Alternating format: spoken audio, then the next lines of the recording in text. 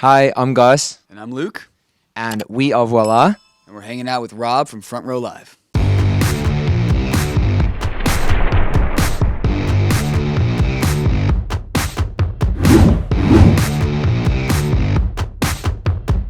What's up, guys? Rob here, Front Row Live Entertainment, and I'm finally hanging out with a band that I recently got introduced to just because I came across Drop Dead Gorgeous on Spotify, and like instantly I hit you guys up on Instagram. I was like, I'm hooked on you guys. Voila! What's up, guys? Gus and Luke, how are you guys doing? How are you, man? Pleasure. Thanks for being here. Yeah. Appreciate you taking the time. Absolutely. Thanks for letting me come into your studio space. Like, this is the kind of space where, like, for artists, like it's very special and sacred. Like, not anybody could just come in and be okay with that. Like, so I appreciate you guys having me in here. Of course, anytime. Yeah. I love this. And I'm loving the album, the debut album, Happy Never After. Congratulations with this record. We were talking about earlier how back in the day when music was good, and all these and all these and all these and all these and all these bands that we grew up listening to, like, they were just dropping like masterpieces on every record. It wasn't just one single and like 10 one-off songs. Like, they'd put it out and it would take a bit of time. People get into it and then be like, okay, I discovered this song, which is 20 tracks in. Yeah. This is my favorite. And then that goes crazy. Like, that felt like, we almost lost that a little bit. Almost. And then you guys dropped this debut with 21 tracks, and I feel like every single track on this album is perfect. So I'm like super excited about that. Let's dive in and talk about like that creative process, because it's self-produced. And I'm curious, like, what that process is like between the two of you. How do you guys come into the studio and kind of switch your heads as far as like being a producer and also being the artist at the same time? It's very interesting. I mean, the one thing that I think is different about Luke and I is we have very distinct lanes in our musicality. Like, Luke is a writer, he's an author, and me, I'm more of like a melody producer-centric guy. Yeah. So when we make music, we're kind of like quite hands-off on what the other person's working on. So it's like, it feels quite smooth when we get into the studio and we're like, all right, let's do a Voila song today. We're not producing for someone else today. Let's do a Voila song. And it's like, often we're just quick, we're fast, because we've known each other for a while. And there's no one like interrupting or like second guessing, like, oh, that lyric's not it. We just know what's it. And it's just like, we get to the finish line quite quickly, honestly, when we work. Yeah, I mean, I echo all that sentiment. I think this record particularly, we were doing something we really wanted to do. I mean, this is so much of the music that we were brought up on, and so much of, for me, stuff I just needed to get out. And I think to sit with the pen and not have to second guess it was really, I mean, an honor to have to be doing that. I think, for a while when you're starting to make music, you're trying so hard to sound like somebody else, and I think that's a natural process, and I think most artists go through that. But this one was just, how can we be the most voila? And we didn't reference many tracks when we were making this. It was just kind of what was coming out and sticking with it, and that was really a joy. Yeah. It feels like authenticity's finally like really been found. Do you know what I mean? Like, even speaking to like early songs, like, we were definitely trying to sound like someone or something.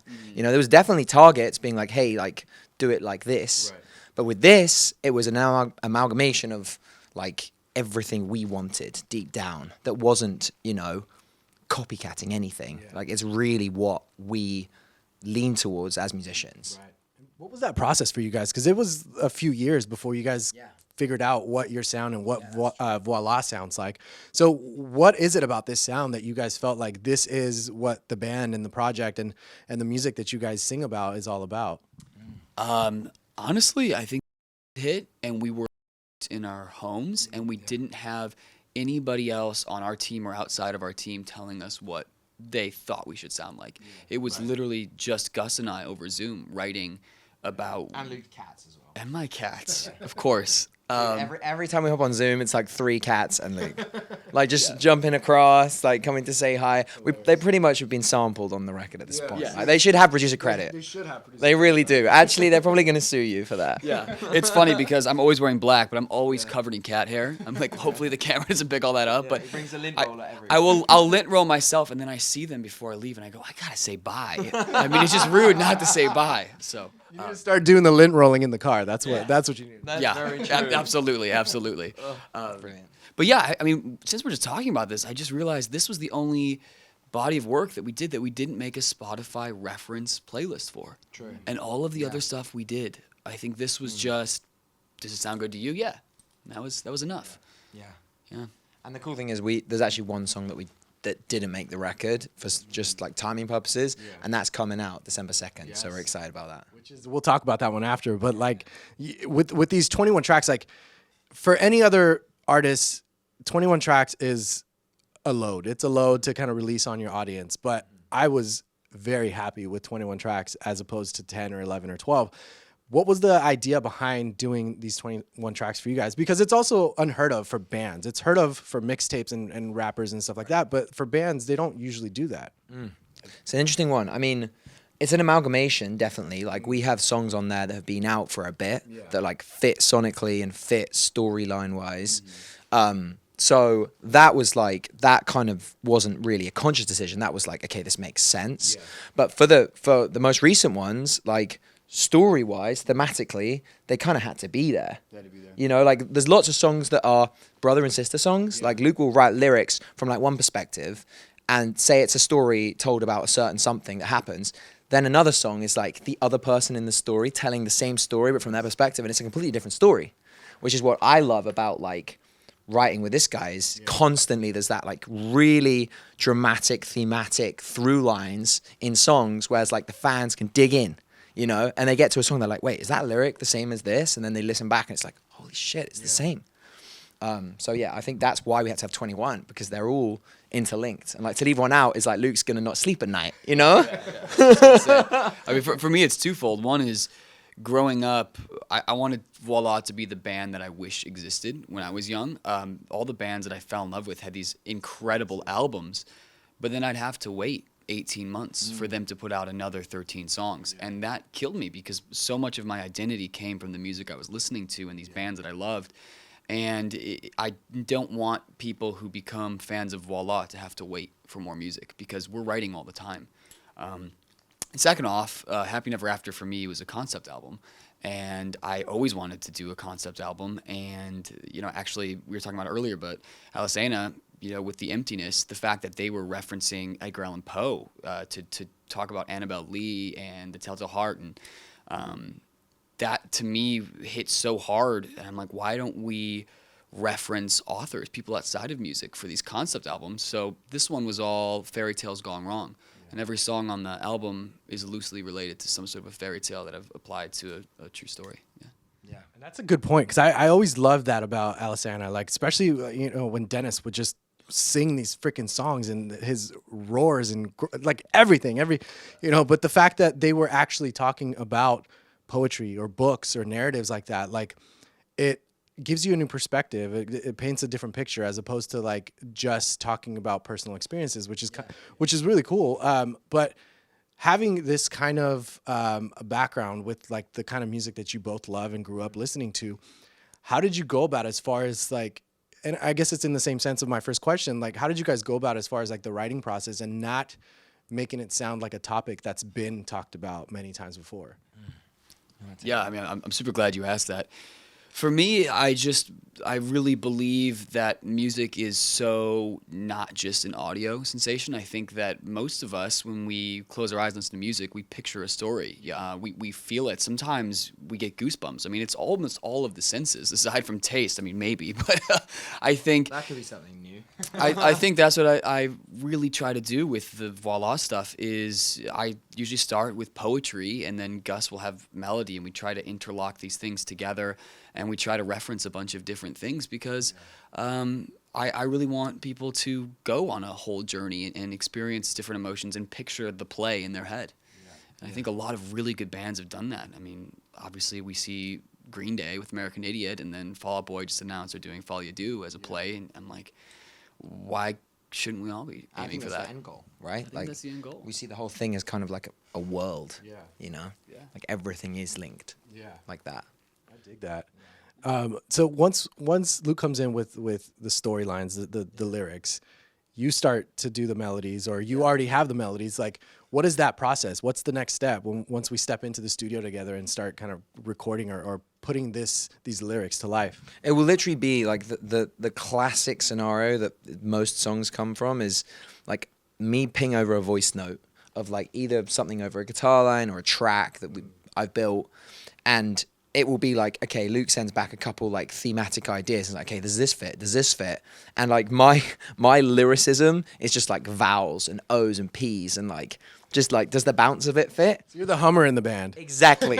Exactly. This is all back to front. Yeah, I'm a hummer. And that's basically it. And like then we'll find like the best fit for that, for like the structure of it. And often like we'll have, you know, something we're going for, like whether it's an idea, whether it's a story, whether it's like, okay, I like this concept. And then from building a hook, for instance, I'm super like hook driven. I can't really start a song unless I have the chorus feel, like that real energetic lift. Then you work backwards. Then it's like, okay, like what story has been told to get to here? Do you know what I mean? And like that is how we write. And then, you know, we'll come in, Luke will sometimes write on Zoom and like send me paragraphs.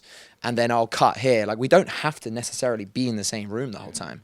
But yeah, that's basically how it works. Now, I love how both of your voices sound together. The harmonies are incredible every single time, and sometimes it's even hard to tell who's who when you guys are singing.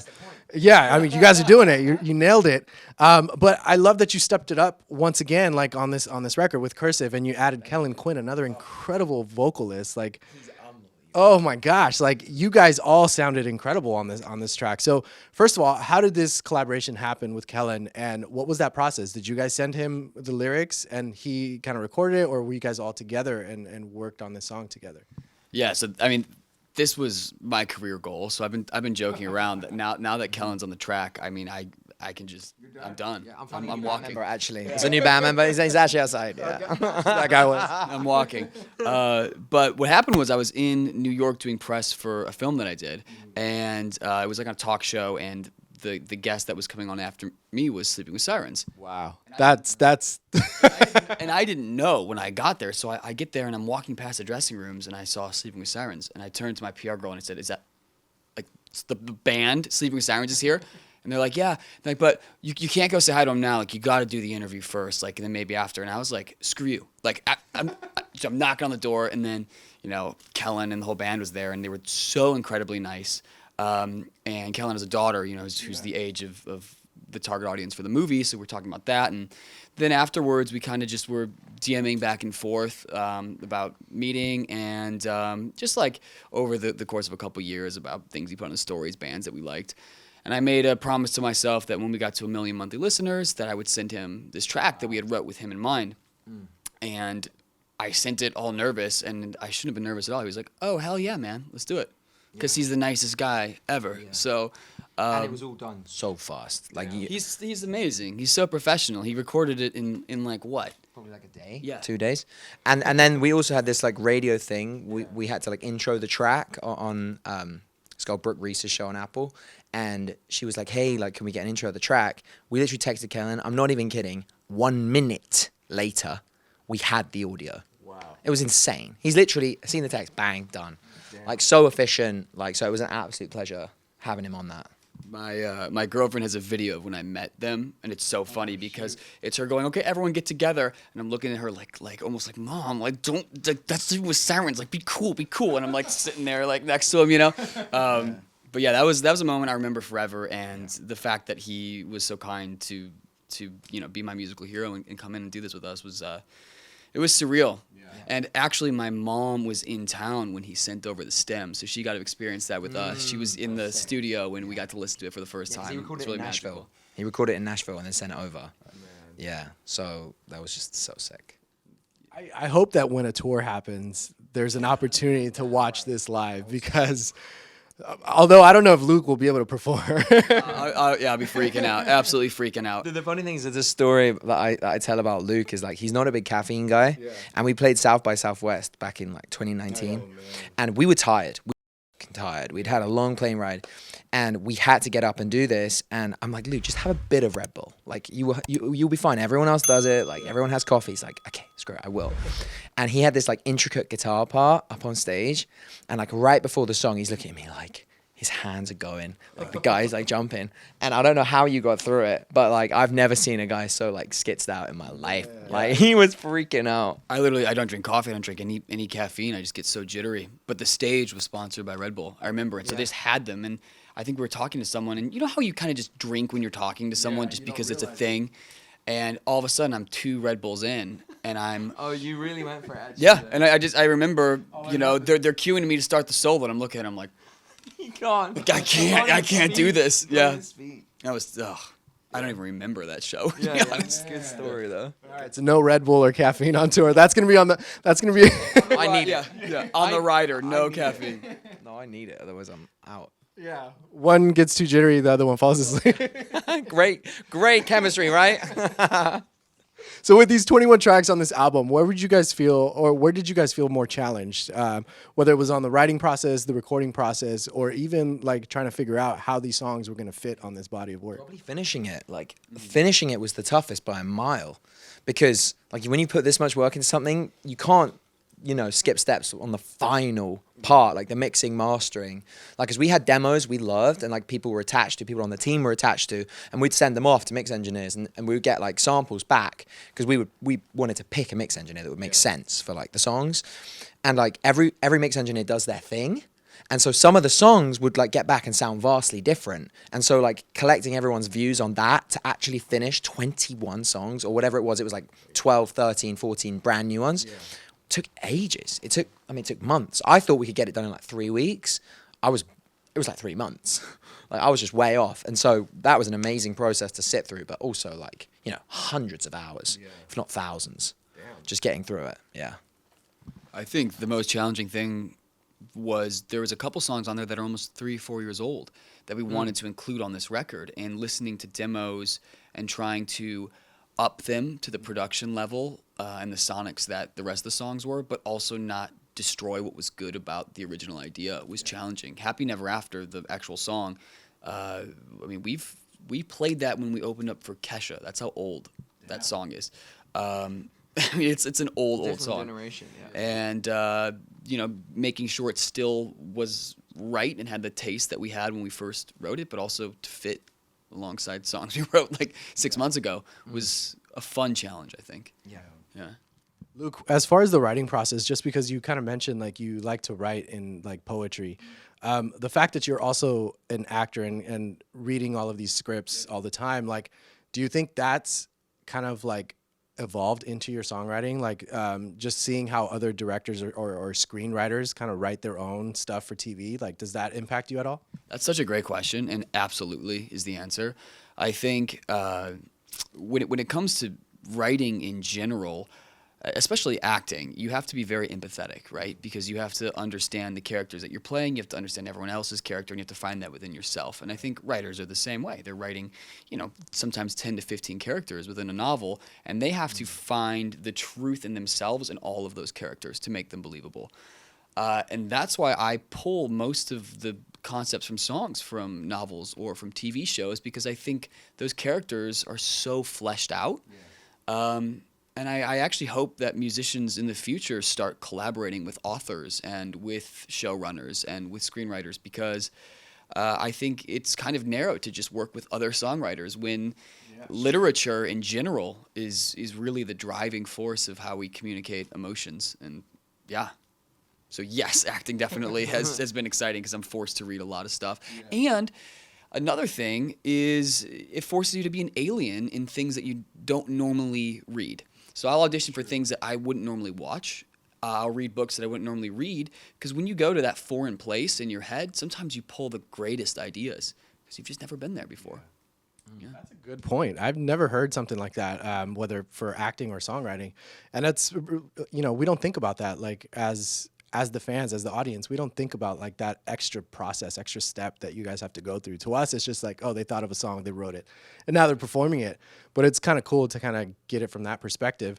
At the same time, when you are writing, how many times do you find yourself kind of like, do you find it in yourself that songs just kind of happen for you, or are you always constantly just trying to figure out what to write about?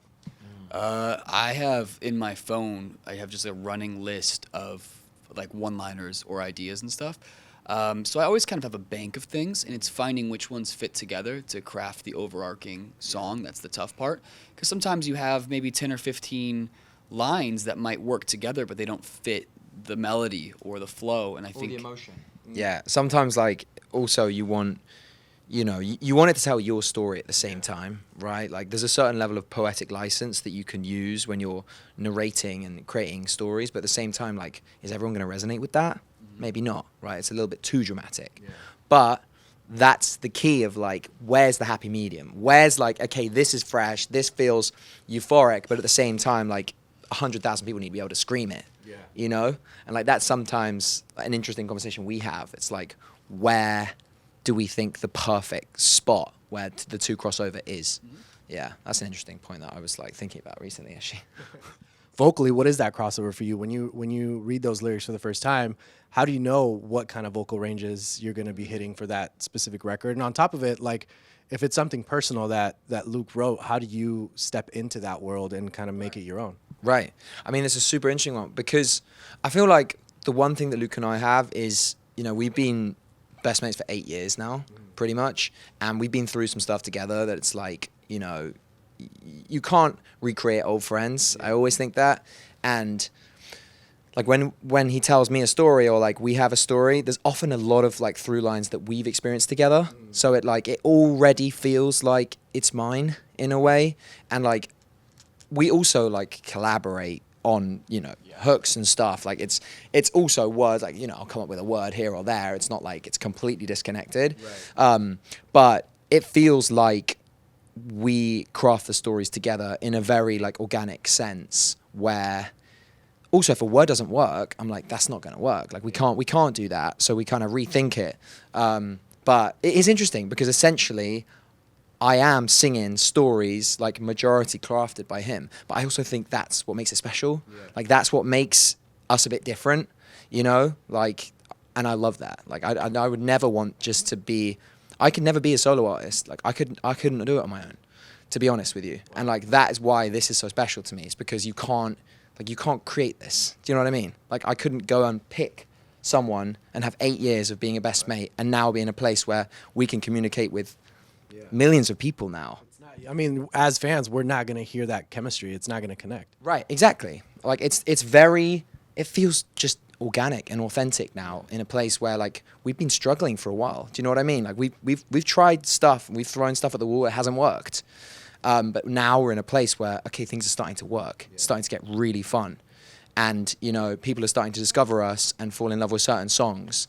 And that's just unbelievably exciting. And, I wouldn't trade that like journey part of it for the world either. Now, you guys have this album that just dropped last month, and it's doing incredible on the streams. But you guys are also about to drop another single December 2nd, which is the end of this era. Yes. Talk to me about this track. And this one is like left field compared to what we get on the album, because this is a ballad, and we get to actually you showcase your vocals even more. So talk to me about the difference of this song and like why you felt it's already time to kind of give us something fresh after giving us this like incredible record. Yeah, I think if you listen to Happy Never After, or if you watched it as a play, this would be the song you'd write about the play.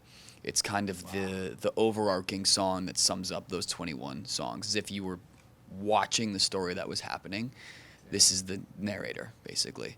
It's very closely tied, extremely closely tied. Yeah. And also, it feels like we're also the band that can release a ballad and it still be us. Like, I'm super excited. Sonically, we have like the heavier leaning stuff, i.e. Cursive, Inhale, Moat, the stuff that like, energetically at shows, we lose it, right? Like you're a bit untapped on stage. Right. But also, we have the Dim the Lights piano ballad. And I think that is fun for an audience to see the two exist simultaneously. So yeah, super excited about this one. When did you guys write this song? Was this after the album was done, or was this also during the same process of the album? This was before. This was right after Happy Never After the song was written. Like in timeline. Yeah, wow. Maybe 2020. Yeah. And that was where actually this song is what made me realize a concept album could be a good idea. Yeah. Yeah. This is the song. It's called Once Again, right? Over Again. So this is the song that really just made you want to write this record. Is that safe to say, or it's something along those lines? For you? Yeah, for me, I think lyrically, yeah, definitely. It felt like, oh, okay, we can go a little more dramatic in places than we normally would go, and the songs will tie together. Yeah. Yeah, and thematically, I love this one because it's about, like, conceptually to me, the way I read it is, like, it's a broken relationship, but, like, someone you loved, genuinely, like, maybe a first love, maybe just something you thought was the end and, like, you were done with dating or whatever. But you're sitting in the audience and your love and your relationship is being played out in front of you in a play. And you have the chance to, like, leave before it ends. Like, you have the chance, like, you see them happily in love, but it's you, right? Yeah. And you have the chance to, like, leave and not know the tragedy, not know the tragic ending. And I think that's such a sick concept. It's like, would you leave? Right. It's your love. Like, do you want it to die, or do you want to get out? Right. There's this awesome song. I love country music, and there's a song by Cole Swindle called "Break Up in the End," and the song basically is a chronological order of, even though we broke up in the end, I do it again. That's kind of what this song is. Would you, if you could watch your relationship play out as if you couldn't change anything, would you stay to watch the end? Would you want to know how it goes?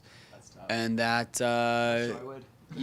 no, I mean, I always feel like, happy endings are kind of stories that just haven't ended yet. Yeah. And there's nothing wrong with that, but it happens for most things in life. There's always the tragedy, and that's what makes us feel alive, I guess. I mean, as big as that sounds, I guess it's true. Yeah. Damn.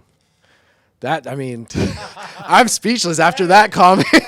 I'm super speechless after that comment. I don't even know. Yeah, seriously. Are you guys okay? Like, No. But that's the thing is, voila, to me, the word voila literally means there you are, right? Yeah. So we want these songs to be so relatable. We're all going through this journey of life, and I think once we realize that the sadness is just a part of it, it makes the happiness really worthwhile. I mean, we're all kind of lonely, but we're not really lonely alone. Yeah. And that's kind of the point of all of this. I think that's why we go to shows and sing these really sad things, but we pay money and we love it, and we bring our friends to go sing sad songs with us. It's just part of it. I think it's just part of recognizing the highs is to understand that there are lows, for sure. That's the best way to kind of end this. I don't even know how to move forward from that. But that, my therapist after this, exactly, I think. Seriously, but that's very true though, and I guess you kind of like referenced that on My Type, in the same sense. Totally. Yes. Yeah. Absolutely. My Type. I mean, that was 100% a true representation of if you could pull up my yearbook photos from high school. That was it for sure. Yeah. An era. Definitely like an era song, and I love that. Well, I'm excited for this era of this record, and I'm excited for you guys. As I mentioned, this year introduced me to your music, and I'm super excited that I am a fan, and I'm looking forward to seeing like how much more you guys get to evolve. Congratulations with this album, Happy Never After. You guys be sure to check out Voila. Happy Never After is out now, and new single Over Again drops December 2nd. And thanks, guys, for hanging out with me. You're such a great interviewer. Yeah, it was really a joy. Thanks really for reaching out. We appreciate your time so much, man. And thanks. We're looking forward to hopefully do many of these next time, and maybe less sad. We'll be happier. Next record, hype it up. Happier or what? Maybe. I can't promise that one.